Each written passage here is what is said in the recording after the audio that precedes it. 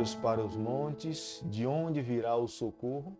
O meu socorro vem do Senhor, que fez os céus e a terra. Ele não permitirá que os teus pés vacilem, não dormitirá aquele que te guarda. Salmo 121, verso 1 ao verso 3. Bom dia para você.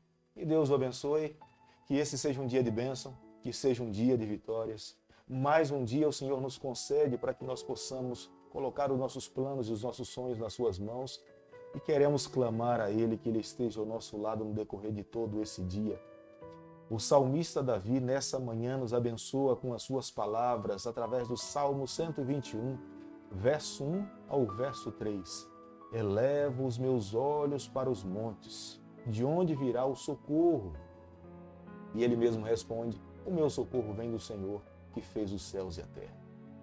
É de lá que vem o nosso socorro, é de lá que vem o nosso auxílio, é de lá que vem a nossa proteção.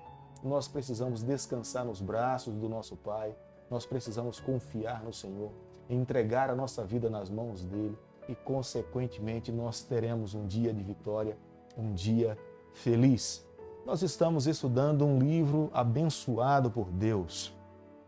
Eu não tenho a menor dúvidas de que o livro de Gênesis é um livro inspirado pelo Senhor. É um livro que nos mostra de onde nós viemos, das mãos do Criador dos céus e da terra. E, consequentemente, alguém que sabe de onde vem terá plena confiança para onde um dia ele vai voltar. E nós sabemos, a nossa casa, a nossa pátria não é nessa terra, nós estamos passando uns dias aqui, mas nós, de fato, um dia seremos levados para a casa do nosso Pai e estaremos seguros ao lado do nosso Deus, vivendo com Ele por toda a eternidade. Mas nesse momento eu quero convidar você a ter nas mãos o livro de Gênesis, capítulo 9, o verso 1. Abençoou Deus a Noé e a seus filhos e lhe disse, sede fecundos, multiplicai-vos e enchei a terra. A bênção do Senhor sobre Noé, sua família, sobre os seus filhos, estava acompanhada com uma aliança estabelecida 7 vezes. Com ele e com toda a humanidade, o Senhor estabeleceu uma aliança. O mundo, mais uma vez, seria abençoado através da descendência de Noé. Nunca mais o Senhor estava ali assumindo uma aliança com aquela família e com todas as gerações daquele período, que nunca mais ele iria destruir essa terra com o dilúvio, como nós encontramos no verso 11. O sinal do arco-íris no céu iria trazer a lembrança para aquela família e para as gerações futuras que Deus não mais iria destruir essa terra com água. A fidelidade de Noé em sair da arca e oferecer um sacrifício a Deus, em viver uma vida de fidelidade antes do dilúvio, pregando, anunciando, falando que Jesus Cristo iria destruir essa terra com água, foi compensada uma prova, com a declaração de Deus dizendo para ele que da sua família viriam as outras gerações futuras dessa terra e dele viriam os descendentes dessa terra. Embora nós saibamos que as consequências do Éden, do erro dos nossos primeiros pais, por terem se envolvido com o pecado, não iria ter um fim ali. O pecado iria continuar trazendo as suas consequências para as gerações futuras. Mas nós precisamos entender uma coisa, que a essência do ser humano está extremamente relacionada ao tipo de alimento que nós ingerimos. Quando nós olhamos para a Bíblia, nós vemos que lá no Jardim do Éden, o Senhor estabeleceu um regime alimentar para os nossos primeiros pais, como está no livro de Gênesis capítulo 1, verso 29. Frutos e sementes. Logo após a queda, após o pecado, do ser humano ter se envolvido com o mal, o Senhor estabeleceu agora as ervas, que está no livro de Gênesis capítulo 3, o verso 18, capítulo 1 de Gênesis e o verso 30.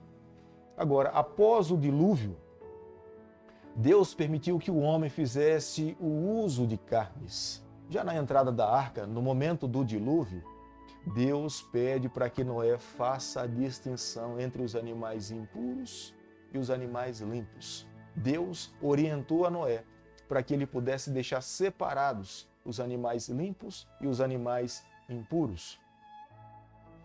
Deus também estabelece para nós, como nós podemos ver no livro de Levíticos, capítulo 11, Deus ali especifica o tipo de alimento carne nós podemos nos alimentar.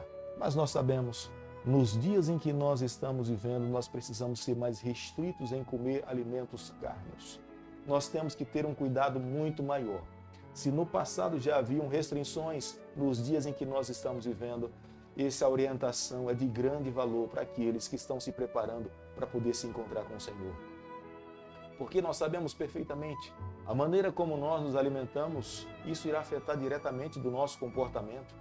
Nós podemos viver uma vida mais ansiosa em decorrência do tipo de alimentação que nós teremos. Nós poderemos, com o tipo de alimentação, afetar o nosso próprio sono. A maneira como nós nos alimentamos irá determinar as decisões que nós tomamos na vida.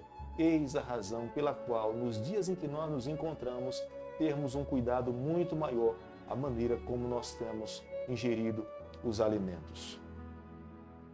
Mesmo Noé, sendo considerado por Deus um homem íntegro, um homem justo, um homem puro, Noé, vivendo na sua casa, um dia embriagou-se e se colocou sem vestimenta dentro da sua casa.